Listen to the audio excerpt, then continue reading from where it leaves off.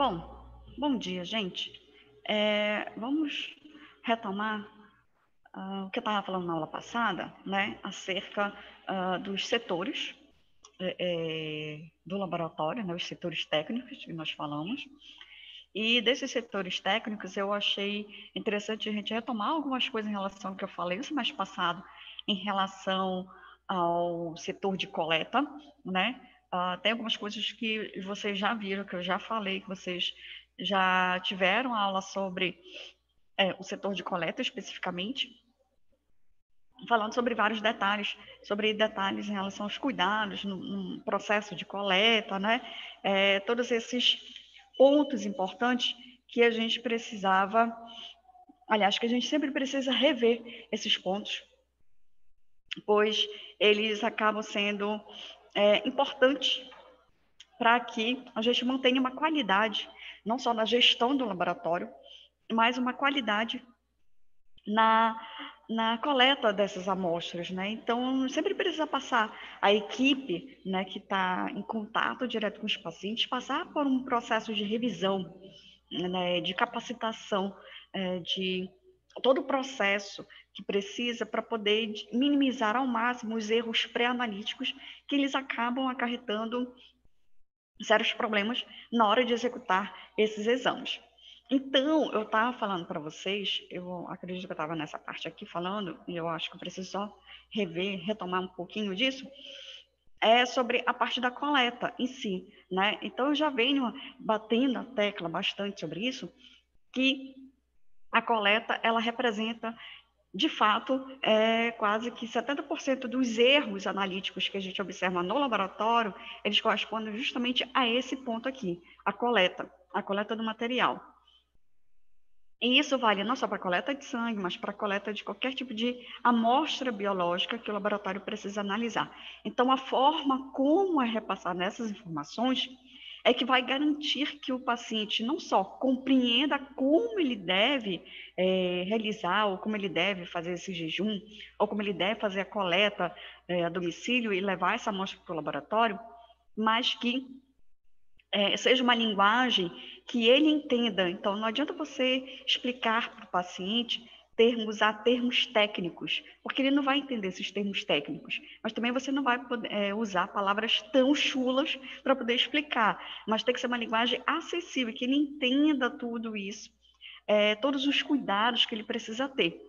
E aí, não só explicar, mas também observar a questão da coleta, quando a gente tem uma coleta difícil, né, que a gente precisa sempre resgatar, lembrar a parte da anatomia dessas veias, dessas artérias, para a gente poder fazer uma coleta mais adequada. Então, por isso que eu coloquei essa figurinha aqui, essa para a gente relembrar, né, que nós temos várias veias que podem ser utilizadas para realizar a coleta, e que a gente precisa analisar cada braço para poder determinar qual seria ou qual será o melhor local para realizar a coleta. Então, em alguns momentos, a gente vai utilizar a coleta das veias do braço. Em outros momentos, vamos ter que utilizar as veias da mão para poder realizar essa coleta. Então, tudo isso depende muito assim, de paciente para paciente, de análise desses pacientes, para você poder determinar a melhor forma de coleta. E antes de realizar a coleta, né, a gente precisa fazer, né, a asepsia do local.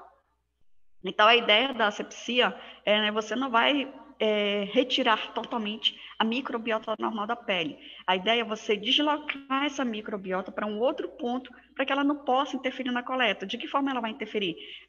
Contaminando a amostra, por exemplo. Se você não fizer asepsia no momento da coleta, então corre esse risco dessas bactérias serem inoculadas junto com a amostra, na coleta dessa amostra, e isso vai prejudicar a análise ao final, porque pode consumir alguns elementos, como, por exemplo, você precisa fazer exames de bioquímica. Então, as bactérias, elas precisam de várias fontes, né, de energia. E aí, essas fontes de energia que ela vai utilizar, se for um material de soro, por exemplo, né, para fazer essa análise bioquímica, e teve essa contaminação por bactéria, então na hora de você realizar o exame de bioquímica, já era, porque você vai observar uma diminuição desses analitos, uma quantidade muito baixa, por exemplo, para um paciente, e que pode justamente ser explicado ou justificado justamente pela falta da asepsia no local de coleta, tá? Ai, a alergia hoje está atacando. Então, a ideia da asepsia é você eliminar ou minimizar ao máximo essas formas vegetativas dessas bactérias, para evitar que justamente ocorra esse tipo de problemas em relação a uma contaminação. E aí você vai fazer isso utilizando substâncias químicas, geralmente são antissépticos. Então, na parte da coleta, utilizamos bastante o álcool 70%, para poder fazer esse processo de asepsia. E aí, essa asepsia você pode realizar de duas formas, né? Ou você vai, como está mostrando essa figurinha aqui, daquela forma que você vai fazer em forma de círculos, né? Você começa no centro e depois você vai abrindo até a periferia do braço para poder fazer essa asepsia. Ou você vai fazendo zigue-zague, mas esse zigue-zague, né, no mesmo ponto, né, que você passa várias vezes no mesmo ponto, não, você vai passando um ponto, depois passa no outro, então você vai passando em toda a extensão, né, do braço, para poder fazer a asepsia total do local para poder realizar a coleta. Lembrando, né, que essa asepsia também você não vai poder encharcar o braço do paciente de álcool, porque isso também interfere diretamente, não só na coleta, mas na análise desse material. Então, todas essas variáveis precisam ser levadas em consideração no momento em que nós temos uma coleta como um ponto crucial para a gente poder dar continuidade à análise desses exames de um paciente ou de vários pacientes, tá? E aqui nós vamos para outro ponto, né, que a gente precisa ter vários cuidados nesse ponto da coleta, que é a angulação, né, que, na verdade, aqui na minha figura está mostrando que é uma angulação de mais ou menos 15 graus. Só que essa angulação, ela depende muito de paciente para paciente. Como assim? Se você vai coletar, por exemplo, de uma criança, essa angulação de 15 graus, ela não vai ser tão bem interessante assim. Por quê? Na criança, a veia em si, ela não está, ela está mais próxima da superfície da pele. Então, o ângulo de 15 graus, na verdade, o que vai acontecer? A agulha, em vez dela atingir exatamente a veia, ela vai passar a veia. Então, essa angulação, ela tem que ser mais próxima da pele. Então, é uma angulação bem menor do que 15 graus. Então, pode ser uma angulação de 5 graus, por exemplo, para você poder conseguir coletar a amostra de uma criança. Em adultos dá para fazer isso. Aí vem nos idosos, né? Os idosos também a gente tem que ter um outro cuidado para fazer a coleta.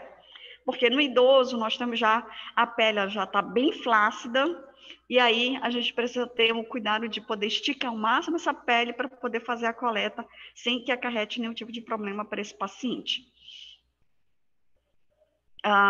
E fora também várias outras coisas que a gente precisa levar em consideração, por isso que a gente precisa analisar paciente para paciente, veia, o melhor braço para poder fazer a coleta, qual é a idade, né, quais são os exames que precisam ser realizados, para a gente poder ter uma noção e determinar qual seria o melhor caminho, a melhor forma para poder realizar essa coleta. Sem esquecer que, mostrando essa figurinha aí, é a questão do tempo do garroteamento, né, o garrote. Quanto tempo tem que ficar? Eternamente? Não, a gente sabe que tem que ficar pelo menos por 1 minuto, no máximo, que é o tempo que você tem para poder localizar a veia, fazer a asepsia e já iniciar a coleta do material. Iniciou a coleta, retira o garrote, vai fazendo a coleta, né? Aqui a figurinha mostrando da coleta a vácuo, para que você mantenha justamente a circulação e isso não interfira em alguns exames, especialmente o hemograma e o coagulograma, tá? Que se você manter esse garrote por muito tempo, então vai haver uma hemoconcentração desse sangue nesse braço desse paciente, e aí você pode ter alterações na análise do hemograma e alterações na questão da análise do coagulograma. Por isso que o garroteamento aí também é um outro ponto que a gente precisa levar em consideração para que tenhamos uma qualidade nos exames que vamos realizar. Então, isso serve para toda vida, praticamente, né? Bom, e claro que para você poder fazer essa coleta, você tem que ter todo o material ali próximo, né? Não adianta você estar coletando do paciente aqui e, digamos, você precisa do tubo específico que não está ali perto, está lá do outro lado da sala de coleta. Então, tem como você deixar assim, vou deixar aqui a agulha espetada no braço do paciente enquanto eu vou lá do outro lado da sala pegar o tubo que não está aqui presente. Então, você tem que observar quais são os materiais que você vai precisar utilizar. São todos esses que estão aqui nessa imagem? Praticamente sim, né? Então, a gente vai precisar de algodão, a gente vai precisar de álcool, os paradrapozinhos para poder colocar no local após a coleta, que é o blood stop, como a gente chama, caneta, se precisar fazer algum tipo de anotação, agulhas de vários calibres, porque nós temos diferentes pacientes, né? Nós temos diferentes veias, diferentes idades, diferentes formas de fazer a coleta, então a gente vai precisar também de agulhas de diferentes calibres para poder fazer essa coleta, os tubos necessários. Então, quantos tubos nós temos? Quantos setores nós temos para poder realizar?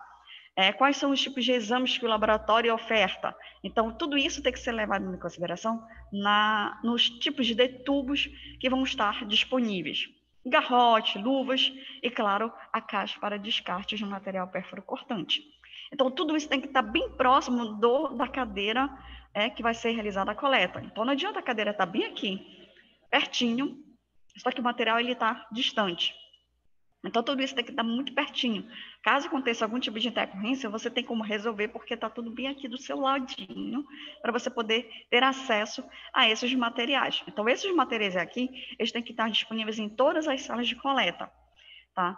É importante vocês sempre observarem se tem tudo isso no momento da coleta, para que não tenha nenhum tipo de intercorrência de você ter que pedir ajuda, ou você parar a coleta, ou você ter que furar novamente o paciente, porque estava tudo distante, e aí não tem como você simplesmente deixar a agulha espetada lá no braço para você poder resolver qualquer outra coisa, pegar um tubo, né?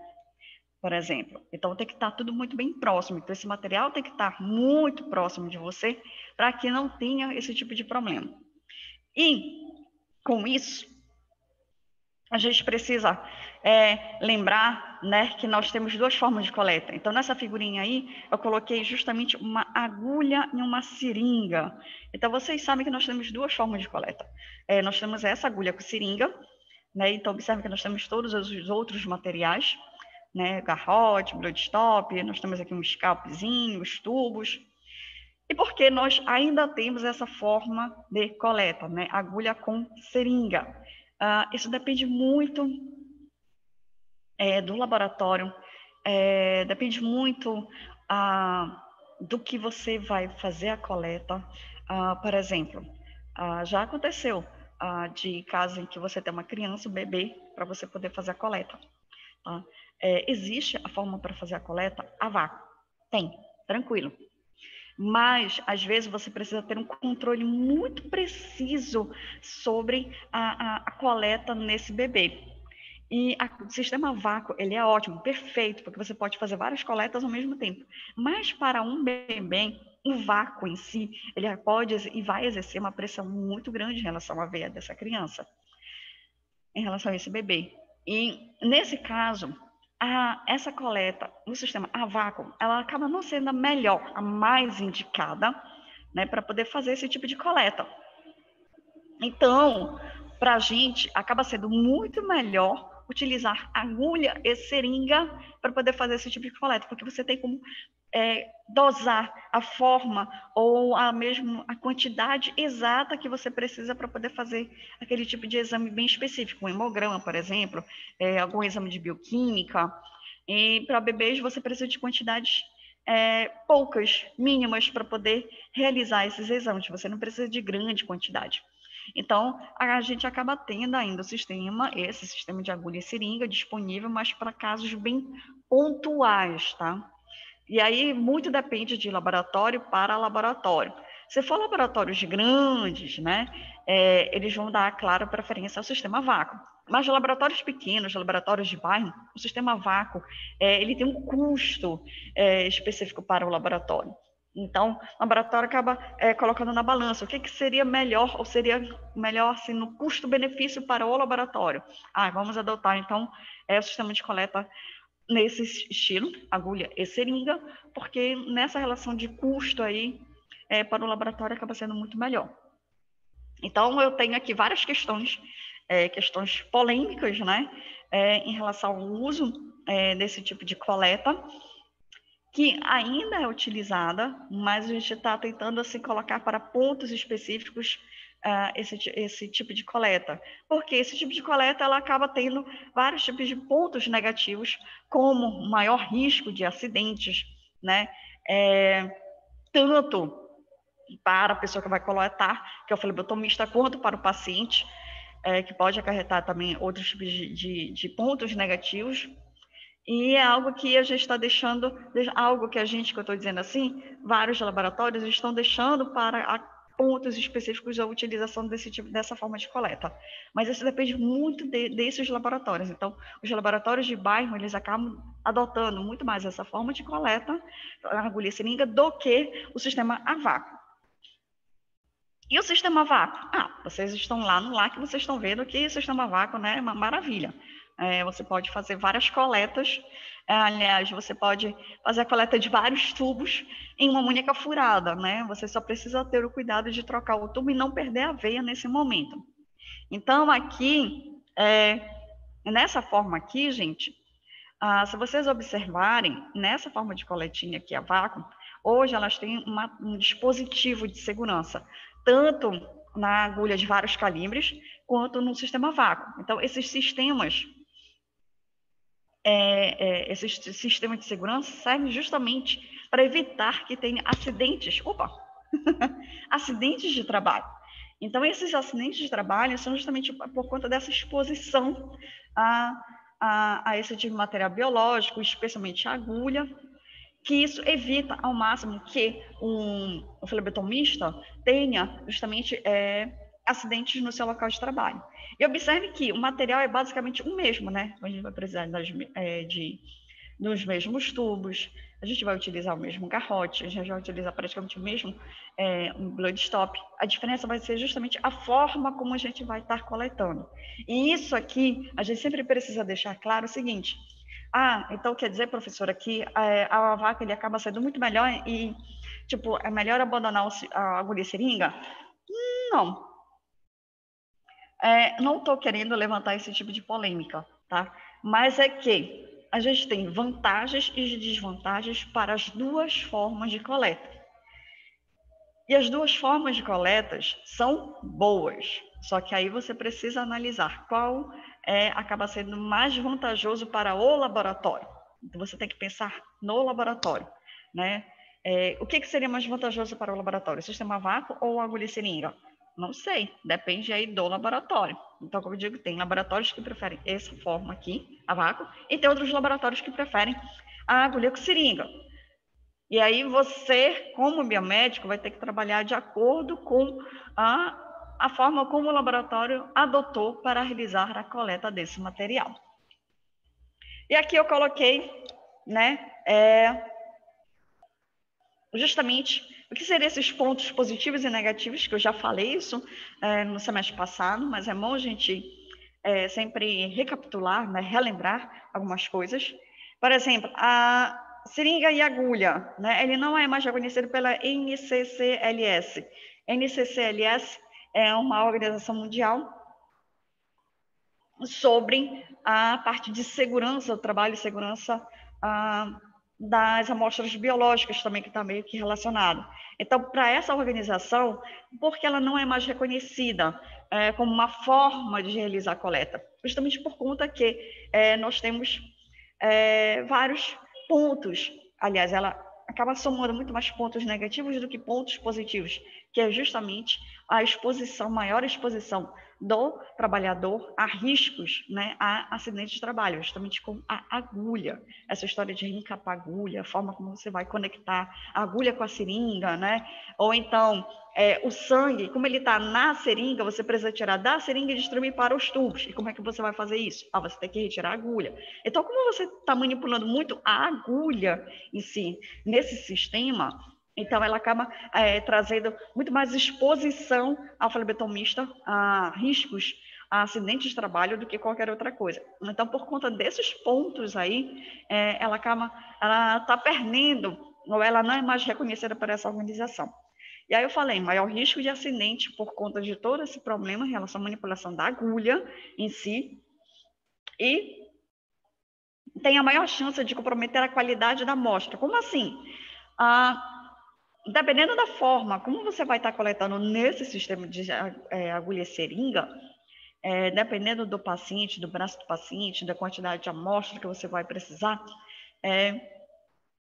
nesse sistema aqui, como a amostra vai estar presente na seringa, então já ocorre o início do processo de coagulação da amostra.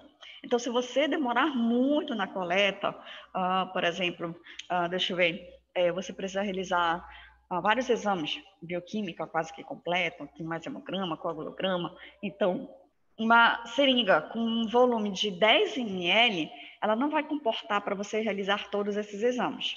Então, você precisa de uma quantidade muito maior. Então, você não vai furar 2, 3 vezes o paciente, né? Para poder fazer a coleta nesse sistema seringa e agulha.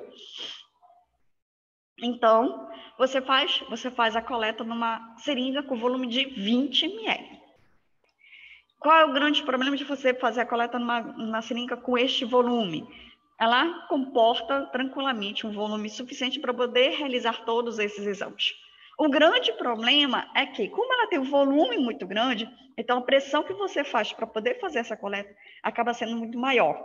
E isso pode acarretar, pelo maior volume de sangue, iniciar o processo de coagulação. E aí, na hora de você realizar um coagulograma, um hemograma, acaba sendo fatores que afetam diretamente na qualidade dessa amostra. Então, você vai observar justamente o consumo de plaquetas. Então, o que era para ser naquele paciente em torno de 250, 300 mil plaquetas, de repente baixou para 120 mil.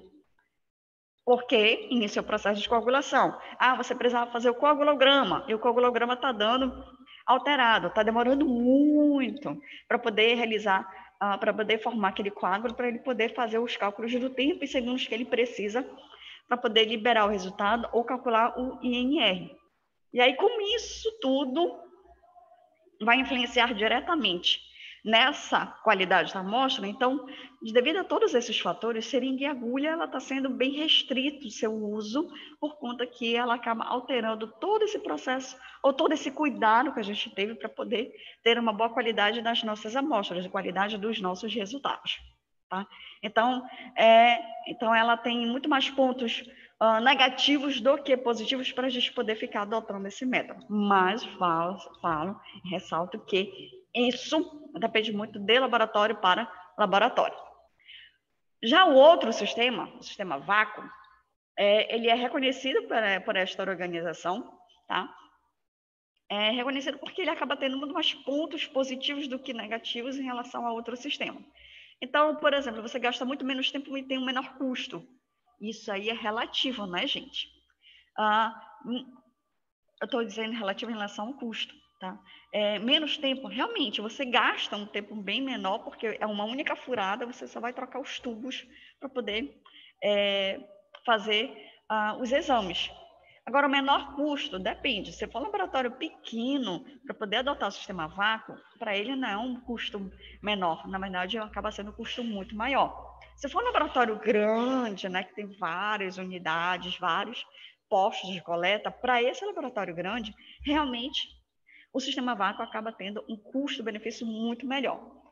Diminui o risco de acidente, com certeza, porque você está tratando de uma única furada.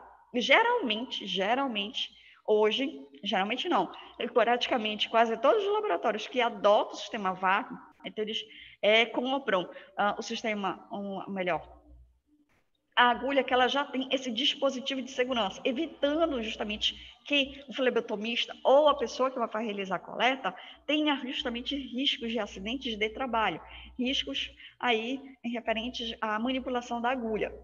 E também nós, dessa forma, estamos garantindo uma melhor qualidade dessa amostra. Por quê? Como eu estou utilizando uma única furada e eu só estou utilizando a troca dos tubos, então isso diminui que eu tenha justamente formação de coágulos ou microcoágulos e que isso prejudique não só a qualidade da amostra, mas a execução dos exames, desses resultados, e o pior, eu ter que solicitar que o paciente retorne ao laboratório para que faça uma nova coleta.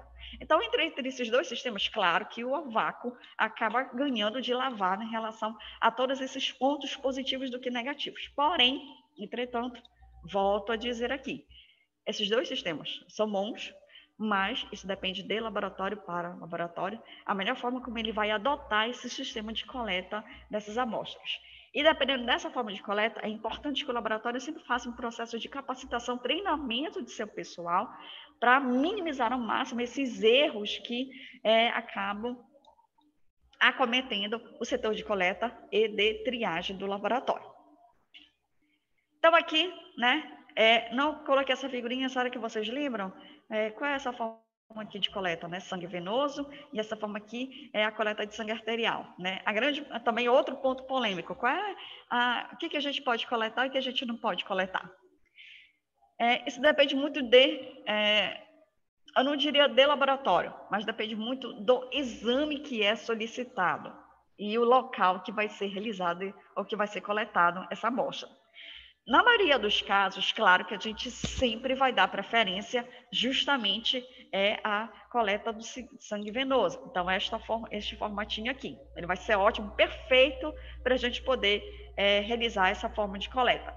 Porém, nem sempre vamos conseguir ter uma ótima veia para a gente poder fazer essa coleta.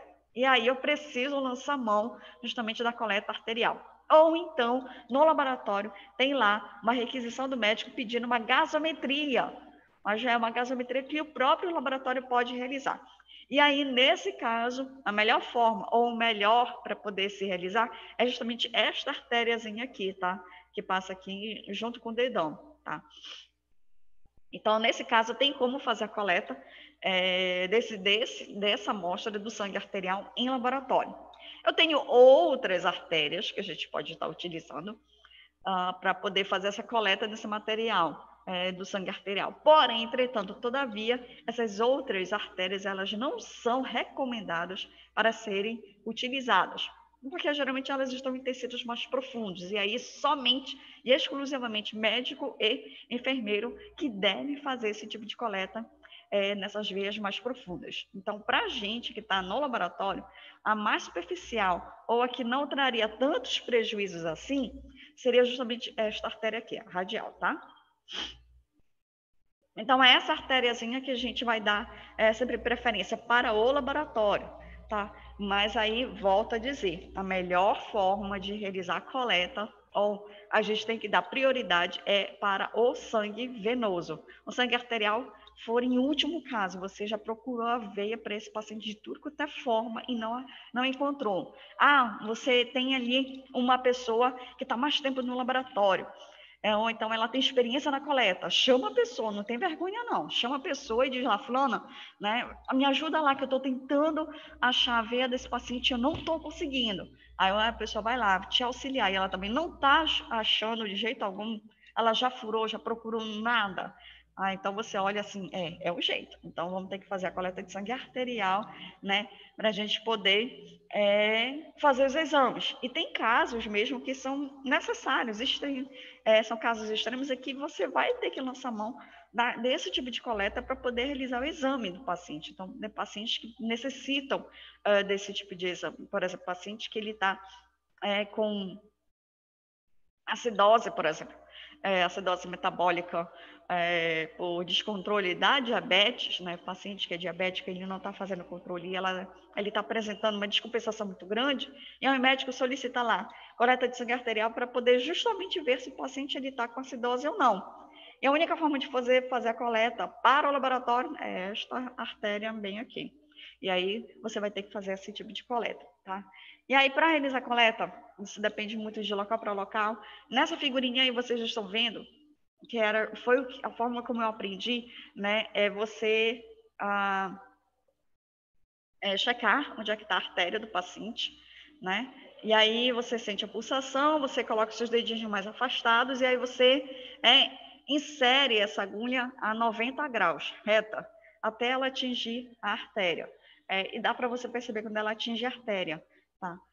Você percebe assim, que tem uma pressão um pouco maior em relação a isso, aí você rapidamente consegue fazer a coleta, tá? Tem essa forma, e tem uma outra forma também, em que você pede para o paciente colocar esse dedo, né, o polegar para cá, e aí você pede para ele fazer este movimento, a mão fica mais assim para trás, e isso faz com que a artéria fique mais próxima da superfície.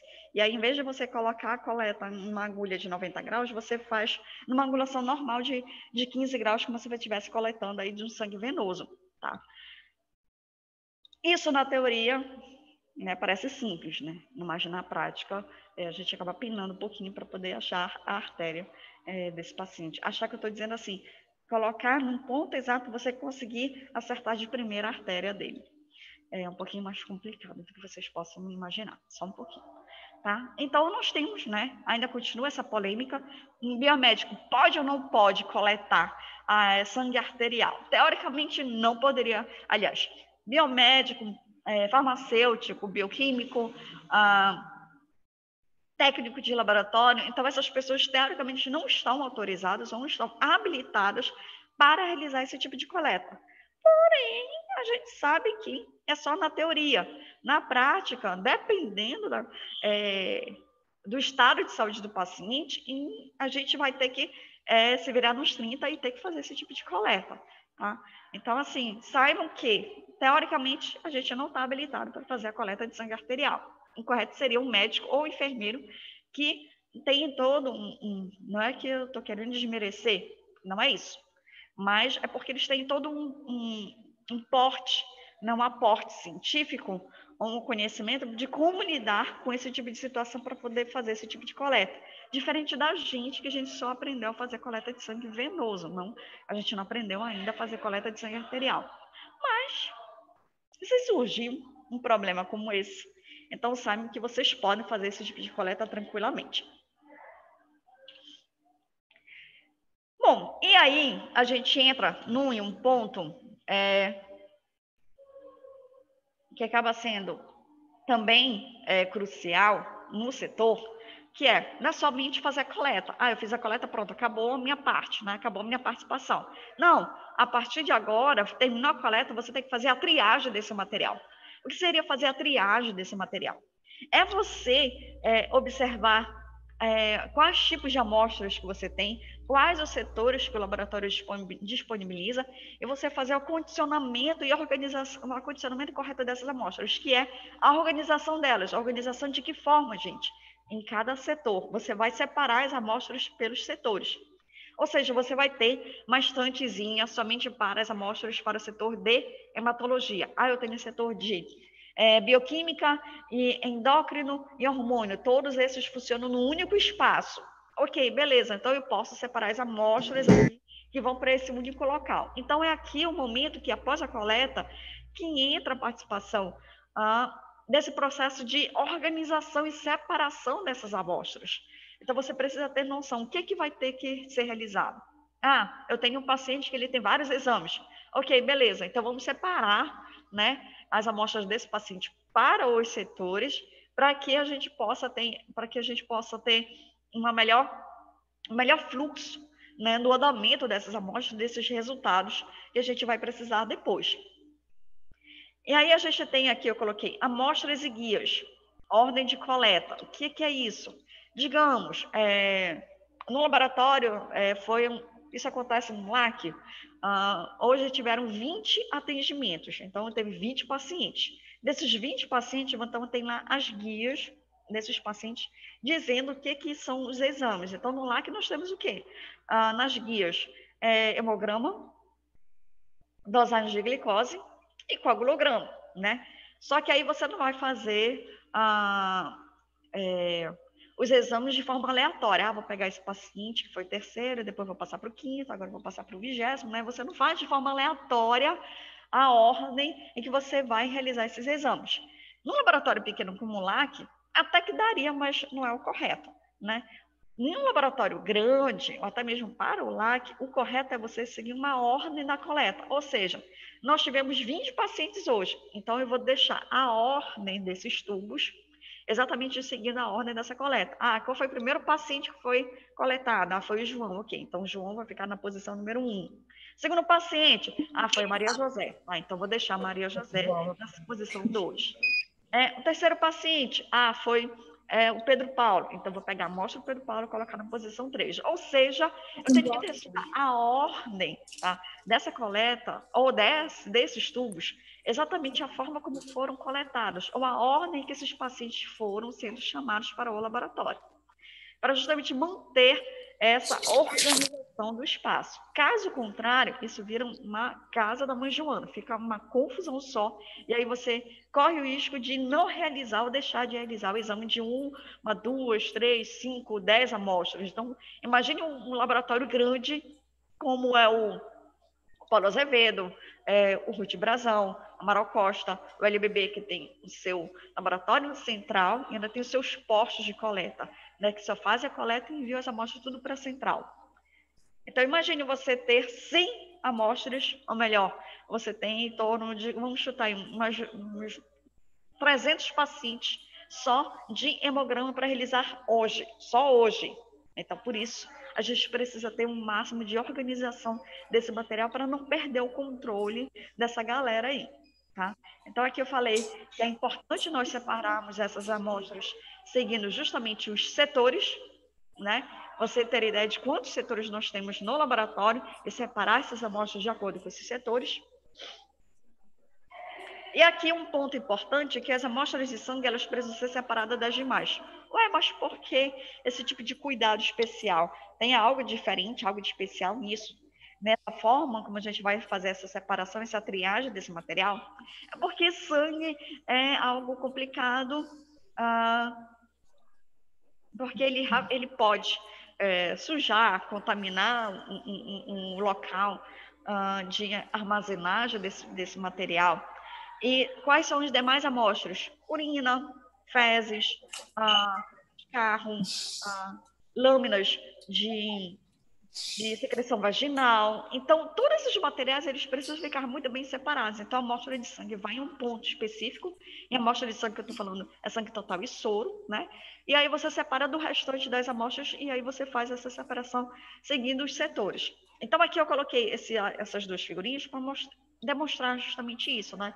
Então, nós temos umas estantes aqui com material de sangue, e aqui embaixo o carrinho, porque no laboratório não dá para você fazer, né, o transporte das amostras como se fosse uma bandeja, né? Você vai colocar a estante aqui em cima da mão, eu vou lá no setor de hematologia deixar essa estante aqui. Não dá. Então, você tem que fazer o transporte de forma adequada e segura para não acontecer nenhum tipo de acidente. Então, a melhor forma para poder fazer isso é num carrinho, e nesse carrinho vocês vão observar que ele vai estar muito bem dividido. Amostra de sangue num ponto, urina num outro, vai estar dentro de uma caixa, fezes também vai estar dentro de uma caixinha para poder fazer o transporte. Aí eu vou ter caixas específicas para fazer o transporte dessas lâminas, né, de secreção vaginal. Então, isso aí tudo vai ser organizado desta forma para que a gente não tenha essa mistureba de amostras e que uma não possa contaminar a outra, né, durante esse processo de transporte. Falando em transporte, eu queria que vocês observassem o seguinte: como é que estão a organização dessas amostras para o transporte? Então, vocês já viram lá na geladeira, né, no freezer do LAC, que tem, né, esses saquinhos aqui de gelo, né, que são importantes para manter justamente a temperatura, né, mais resfriada para fazer o transporte desse material. Isso aqui é importante quando a gente trabalha ou quando a gente está tratando de local em que vamos ter que fazer o transporte terrestre desse material, ou seja, ele vai sair de um ponto para poder ir para outro ponto. Digamos, vai sair de lá do posto de coleta e você tem que levar esse material até a central do laboratório. Então, para fazer o transporte desse material, você vai precisar também desse tipo de organização, tá? Então, você vai precisar desses gelos. Ih, papai, sai daí. Então, você vai precisar desses gelos, tá? para poder manter a temperatura adequada dessas amostras, para você não perder também a qualidade delas, caso tenha, por exemplo, bactérias, por exemplo. Então, para que você não perca a viabilidade dessas bactérias, então você precisa manter numa temperatura mais baixa, resfriada. Então, isso aqui é importante. E a amostra, ela precisa estar em contato com esse material aqui, com esses gelos, para que justamente a gente mantenha essa temperatura mais baixa, para que a gente não possa ter nenhum tipo de problemas ou perda desse tipo de material, tá? Então, isso aqui é importantíssimo, nós termos esse tipo de cuidado na hora de organizar ou acondicionar esse material na hora de realizar esse transporte. Sem falar que deixa eu ver, onde é que tá? Ah, tá aqui. Nessa figurinha bem aqui, se vocês observarem, parece que ela está envolta em um plásticozinho. Na verdade, esse plásticozinho aqui, ele tem as guias as guias dos exames. Então, nós temos aqui, sei lá, tem aqui, deixa eu chutar, 50 pacientes. Então, tem que estar as 50 guias desses pacientes para a gente poder não só fazer o condicionamento, mas para que o laboratório, ao receber esse material, né, ele tem a ideia de que quais são os pacientes ou quais são os exames que precisam ser realizados para esses pacientes. Então, tem que estar as guias que precisam ser enviadas.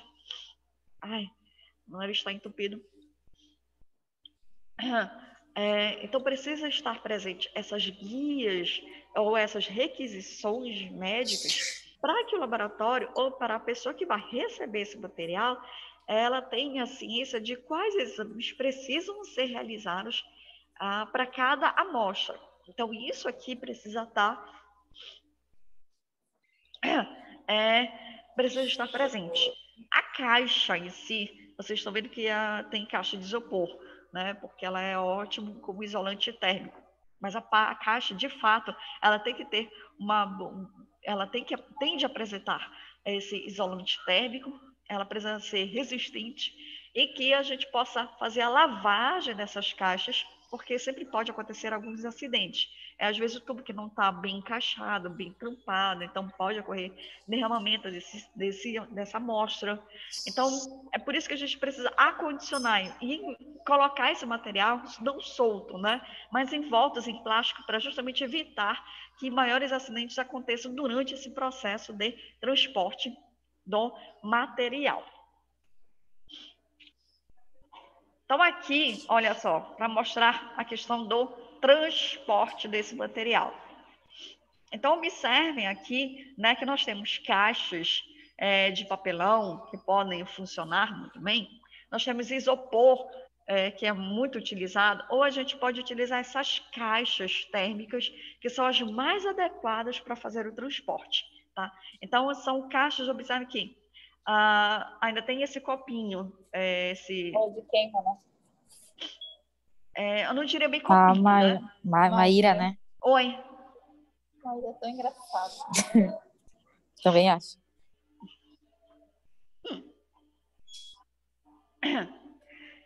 Então, assim, o transporte, tá, gente? Então, o laboratório, ele fica responsável por esse transporte, e ele sempre precisa ter um máximo de cuidado em relação à forma adequada de como vai ser realizado esse transporte. Então, o tipo de material que pode ser utilizado vai depender muito aí do laboratório, mas o mais adequado mesmo para fazer esse transporte é justamente essas caixas que apresentam esse isolante térmico adequado, são caixas de material rígido, próprios para serem lavados após a coleta. Lavados que eu estou dizendo, serem higienizados de forma correta. Então, nesses tempos de coronavírus, essas caixas, elas são perfeitas para fazer esse transporte desse material de um local a outro que a gente precisa realizar. Até mesmo dentro, por exemplo, de um hospital, né? Eu também preciso de uma caixinha própria para poder armazenar essas amostras e poder fazer o transporte no hospital.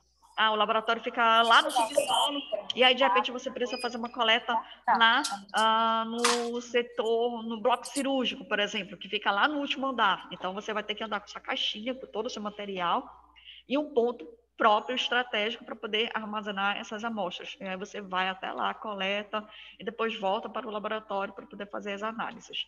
Então, até mesmo dentro do hospital, tem que ter uma caixinha dessa específica para poder você transitar pelo hospital e poder manter essas amostras viáveis por muito mais tempo. Certo? Bom, aí... Essa janela, isso aqui está me deixando... Tudo bem?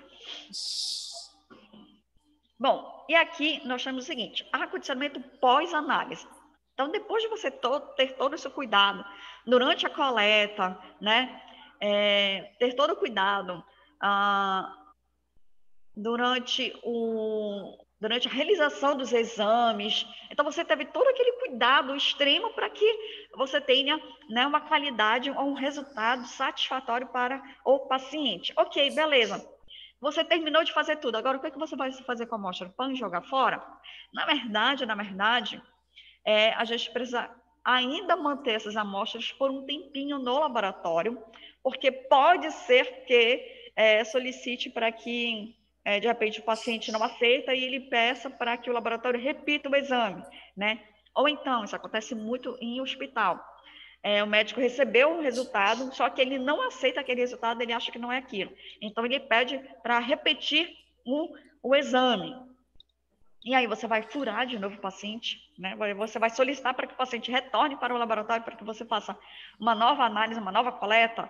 Então, nesses casos, o que é recomendável é que o laboratório ele armazene por um tempo, não vai ser eternamente para o resto da vida dele, mas que ele armazene por um tempo essa amostra para que, porventura, quando isso possa acontecer, ele pode justamente dar uma resposta rápida em relação a esses pedidos. Então, essas amostras, elas precisam ser muito bem guardadas. Então, o local adequado para guardar essas amostras é a refrigeração. Então, o laboratório ele tem que ter uma geladeira para poder guardar esse material. Tá? Dependendo do tipo de exame, em alguns casos, além da geladeira, a gente também precisa de um freezer. Ou, dependendo do tamanho desse laboratório, ele não tem geladeira, ele não tem freezer, não tem nada disso, mas ele tem uma câmara fria própria para poder armazenar esse material. Isso é importante para dois motivos. Para realizar o controle de qualidade. Então, digamos, vem um negócio de auditoria para o laboratório, ele precisa saber se o laboratório tem como armazenar esse material e se tem como o laboratório resgatar aquele material. Então isso é possível através do controle de qualidade. Então, eu tenho como rastrear a amostra para saber para onde ela foi, onde ela está e tudo mais. Então, por isso que é importante fazer esse acondicionamento pós-análise. E também, como eu falei para vocês, evitar transtornos com a convocação do paciente e esperar, né, uma nova amostra para fazer nos casos de urgência. Eu tenho lá um paciente que ele está muito mal e o médico solicitou um novo exame. Eu vou lá coletar de novo. Opa, peraí, eu já tenho aqui armazenado, guardadinho, essa amostra de sangue, por exemplo. Então eu não vou fazer uma nova coleta. Então eu vou aproveitar a amostra que eu já tenho daquele paciente para poder fazer esse novo exame. E evitar justamente esses transtornos. Digamos, deu um problema no exame, o aparelho apresentou um problema, então você não vai conseguir fazer o exame nesse exato momento. Então você vai pegar a amostra, você vai guardar na geladeira, né, esperar para que resolva o problema. Se for um problema rápido, tem como esperar. E aí depois você pega aquela amostra que estava lá na geladeira, né? Você deixa na temperatura ambiente para depois você utilizá-la para fazer o exame. Tá? Então, esses acondicionamentos pós-análise é para justamente a gente evitar que tenhamos mais problemas ou mais dores de cabeça no laboratório. Claro que isso aqui eu realizo, né, nesse processo de refrigeração. Então, eu coloquei aqui figurinhas de umas câmaras frias, tá? Observe que essas câmaras são lindas e maravilhosas. Não são todos os locais que apresentam esse tipo de câmara. Ela é um pouquinho carinha para você poder manter. Então, locais que você tem um grande volume de amostras e que você precisa armazená-las por um período X de tempo, então elas acabam sendo cruciais para que você mantenha esse material guardado por esse tempo, para que, caso, porventura, aconteça essas coisas, então tem como você resgatar esse material, tá? Então, aqui, geralmente, a gente utiliza nessa temperatura de 4 graus, então é temperatura de geladeira, né? É que você vai utilizar para a maioria das amostras, sangue, soro, urina, fezes. Então, isso acontece muito também quando chega amostras no final de semana, né? A pessoa inventa assim, vou fazer meus exames no sábado. O laboratório funciona até que hora, gente? Vai até 6 da tarde no sábado? Não, ele vai até meio-dia, no máximo, estourando até 1 da tarde. Vocês acham mesmo que o laboratório, ao você levar seu potinho de urina, vou levar no sábado, você acha mesmo que um laboratório vai analisar a sua urina em pleno sábado, já que o período de recebimento de amostra é até 10 horas da manhã? Dependendo do local, se for um posto de coleta, não é a central, é um posto de coleta. Vocês acham mesmo que vai dar tempo do posto de coleta separar todo o material, ter todo esse cuidado de armazenar e tal, não sei o que, colocar as guias, deixar tudo bonitinho, agora sim, envia para a central? Vocês acham mesmo que vai dar tempo de chegar até a central e realizar lá o exame de urina daquele paciente? Não vai dar. Então, o que a gente tem aqui é fazer justamente o armazenamento, o acondicionamento dessa amostra a essa temperatura de 4 graus Celsius, tá? É isso que a gente vai fazer aqui. Congelar. Eu posso aumentar a validade dessa amostra no processo de congelamento, e essa temperatura de mais ou menos menos 20 graus, que é a temperatura de refrigerador. Eu coloquei aqui, por exemplo, urina rotina. Às vezes, eu preciso manter essa urina por muito mais tempo, tá? E a geladeira não vai ser o suficiente. E aí, o que eu vou fazer em relação a isso? Bom, aí eu vou ter que fazer o seguinte, eu vou ter que congelar esse material, né? Só que a urina rotina, ao congelar, eu vou e acabo perdendo vários elementos para poder fazer a análise. E aí a gente utiliza geralmente discozinhos que são conservantes da urina, que preserva os solutos dela, preserva os sedimentos, né, células de escamação, se tiver alguma outra coisa, bactérias. Então, nesse caso, a gente utiliza esses conservantes que eles não vão manter a amostra viável por muito mais tempo. Eu não falei sobre esses conservantes, falei de ureanálise, porque a gente só utiliza esses conservantes em casos muito pontuais, muito extremos, que a gente precisa, de fato, congelar o material por muito mais tempo. E aí a gente, claro, tem tipos de materiais que a gente não vai precisar congelar e jamais vai congelar. Fezes, por exemplo. Eu vou congelar meu potinho de fezes, poder levar ou para poder realizar alguma outra coisa daqui a alguns dias. Não vai dar. Simplesmente porque se você tem que analisar parasitas, se você congelar, você elimina todos os parasitas. Então, a melhor forma de manter viável essa amostra de fezes por um pouco mais de tempo é utilizar a refrigeração. E também tem, nessa parte de congelar, antes que eu me esqueça, a questão das amostras de soro, principalmente quando a gente utiliza para fazer sorologia, aqueles casos bem espinhosos, né? Como é o caso da sorologia para HIV. Então, o laboratório ele também precisa manter esse material guardado por um período de tempo para que justamente não tenha problemas ou que solicite uma nova amostra ou solicite uma nova dosagem desse material. Então, o laboratório também precisa resguardar ou guardar essas amostras de soro por um tempinho. Então, o laboratório, geralmente, ele tem uma soroteca por conta, para evitar essas dores de cabeça futuras, tá? Então, tudo isso, observe que é só o setor de coleta e triagem. Mas isso aqui tudo que eu estou falando faz parte da triagem. Porque a gente precisa ter toda essa noção e todos esses cuidados para a gente poder ter justamente uma qualidade no laboratório. A ideia toda é que o laboratório tenha uma boa qualidade. E a boa qualidade, ela não se restringe, que eu quero dizer, somente à execução dos exames, mas se você ter todo o cuidado, desde o momento que a amostra é coletada até o processo final, quando a amostra ela gera algum tipo de resultado, o paciente vai pegar esse resultado. Aí não acaba a gestão aí, mas sim na forma que você vai acondicionar esse material por um determinado período de tempo. E aí você precisa ter todos esses cuidados, tá? Tempo de armazenamento que eu estava falando, Aí vai depender do tipo de análise, se tem ou não algum tipo de meio conservante, como é o caso da amostra de urina, que a gente tem esses discos conservantes. E também vai depender muito do tipo de amostra que eu tenho.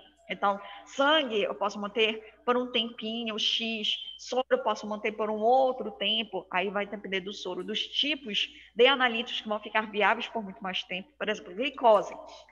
Glicose eu não posso manter assim, eu vou coletar hoje, vou só realizar o exame na sexta-feira, hoje é terça, eu vou realizar só na sexta-feira.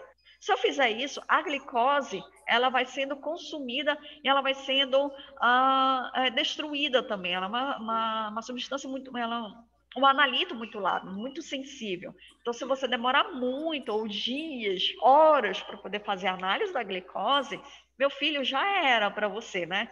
Porque não tem como você garantir que aquele valor, aquele resultado da glicose seja um resultado realmente fiel para o que está acontecendo com o paciente. Então, todas essas variáveis a gente precisa levar em consideração para que a gente não tenha justamente esses tipos de problemas na hora de liberar esses resultados. Tá? Ou melhor, para a gente não tenha problemas para poder armazenar essas amostras. E aí o que eu quero falar para vocês é justamente isto aqui. Então, por exemplo, eu estou no setor de hematologia e coagulação. Beleza, as amostras que estão lá nesses setores de hematologia e coagulação, elas podem ficar no ambiente refrigerado por até 5 dias. E mesmo assim, por exemplo, na hematologia, se vocês fizerem a coleta hoje, deixar na geladeira e fazerem uma nova dosagem, por exemplo, da quantidade de... Eu fazer um hemograma, por exemplo, daqui a 2 dias ou 3 dias, vocês vão ver que o hemograma vai sofrer alguns índices hematimétricos, eles vão sofrer algumas alterações. Porque, com o tempo, a refrigeração e o contato da amostra com o anticoagulante também vai influenciar nesse processo de alteração da análise. Então, mas o ideal é que a gente guarde por até 5 dias. Passou esses 5 dias, o que a gente faz? Descarta o material. Tá? Ureanálise e parasitologia, no máximo 2 dias também na parte de refrigeração. Bioquímica, de 2 a 4 dias. 4 dias é o máximo, mas é a mesma coisa, depende do tipo de analito que eu tenha para poder fazer esse tipo de armazenamento desse material. Imunologia, 2 dias. Bacteriologia, até 3 dias, mas isso depende muito do meio de conservação. Então, isso vai depender muito do tipo de meio que eu vou estar utilizando, até mesmo o tipo de meio de transporte. Como é o caso do meio carry, que ele também pode e vai influenciar diretamente nesse tempo que eu vou manter essa amostra viável. Então, esse é o tempo que eu tenho que viável dessas amostras para que, caso surja algum tipo de intercorrência, precisa realizar uma dosagem, um exame de forma urgente daquele paciente, aí você já tem a amostra lá, mas ela está respeitando justamente, mais ou menos esse tempo aqui que eu estou propondo, tá? Ou então, tem resultados, ou então você precisa realizar uma nova dosagem, um novo resultado, você precisa refazer uma dosagem de algum tipo de analito, né? E aí ela está dentro desse tempo, você tem como fazer sem ter que convocar o paciente. Porém, entretanto, todavia, pode acontecer de que o laboratório fez, por exemplo, no hemograma, fez o hemograma, deu um valor X, e aí guardou, e de repente decidiram refazer, né, daquele paciente, 2 dias depois, refizeram e deu resultados muito discrepantes, muito diferentes. Por exemplo, ou então na mesma amostra, e você viu que não é tipo um aparelho. Estou já exagerando aqui a situação, tá? Digamos, a hemoglobina na primeira dosagem, ela deu, digamos, 11,2. E aí você refez passou de novo o material, mesmo sangue, lá no analisador, e ele já baixou para 5,4. Aí você, opa, como assim? De 11,2 para 5,4. É muito discrepante, né? Vamos analisar o aparelho, fiz tudo e tal, não sei o quê. Não tem nada de errado com o aparelho. Então, por que deu essa discrepância, assim, absurda, né, na análise desse material? Será que foi o tempo de armazenamento? Não foi o tempo de armazenamento, porque o material foi de um dia para o outro, né? Só estava um dia de armazenamento. Então, quando isso acontece, mesmo que eu tenha todos esses cuidados no armazenamento do material, nesses casos, infelizmente, eu vou ter que convocar o paciente, porque deu um resultado muito diferente, muito estranho, que eu fiz todas as análises possíveis e eu analisei todas as variáveis também e eu verifiquei que nenhuma delas estava influenciando diretamente nesses resultados discrepantes. E aí eu preciso convocar o paciente para poder tirar a prova dos 9. Vou convocar o paciente, fazer uma nova coleta para ver se realmente tem algum problema ou se foi alguma coisa que eu não consegui ver ou analisar naquele momento. Tá? Então, mesmo tendo todos esses cuidados lindos e maravilhosos, ainda pode acontecer de eu precisar convocar o paciente para a gente poder fazer uma nova análise e tirar, né, aquele problema ou diminuir algum tipo de problema futuro. Isso acontece muito nos casos de sorologia. Às vezes você faz resultados. HIV, então, é um negócio muito complicado de se trabalhar, porque isso acontece mesmo. Você faz um resultado, você faz a análise de ELISA, e aí o ELISA ele dá um resultado totalmente diferente, aí o paciente não aceita. Então, o laboratório realiza uma nova dosagem. Ok, beleza. E aí dá um resultado totalmente diferente. Então, vamos fazer uma nova coleta, porque não estamos entrando em acordo aqui. E aí você faz essa nova coleta, e essa nova coleta te dá um outro resultado que tem nada a ver com os outros dois. Aí você senta e chora, porque aí fica meio difícil de conseguir resolver esse tipo de situação.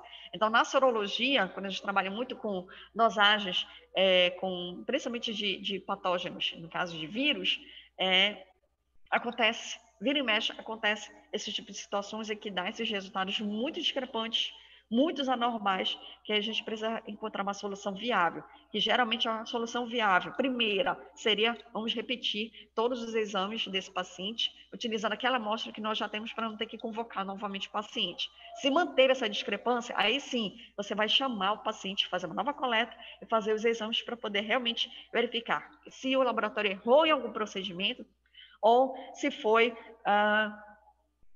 uma condição da própria amostra, no caso do próprio paciente, que pode estar influenciando justamente nesses resultados muito discrepantes, tá? E aí, terminou esse tempo aqui, claro que o laboratório ainda vai guardar esse material para o resto da vida dele, né? Então, concluiu o tempo que ele precisava ficar armazenado frente a essas situações que podem acontecer, aí o laboratório faz o descarte desse material de forma adequada, né, para que não ocorra justamente contaminação no meio ambiente. Tá? Então, é isso que acontece tudo no setor de coleta. Tá? Isso tudo foi setor de coleta e setor de triagem, né, que a gente precisa ter todo esse cuidado para manter justamente a qualidade dos nossos resultados, a qualidade das amostras. Tá? E aí eu vou finalizar por aqui hoje. E aí, quando for na próxima aula, eu vou falar sobre o setor de hematologia, falar algumas coisas que eu acho, né, que vocês talvez não tenham visto no período que vocês viram a disciplina de hematologia clínica, falar de alguns detalhes que também são importantes para serem observados nesse quesito. Bom, e aí é isso. Qualquer coisa, vocês me procuram, falem aí, para poder, né, tirar as dúvidas, tá? Certo, gente? Aliás, certo, gente. Bom, então, é isso, tá? E aí a gente se vê na próxima aula, só que aí falando sobre hematologia. Obrigada, Certo? professora. Bom dia. De nada. Bom dia, meninas e meninos. Eu não sei se tem meninos aqui no meio. Tá? Beijinhos e até a próxima semana.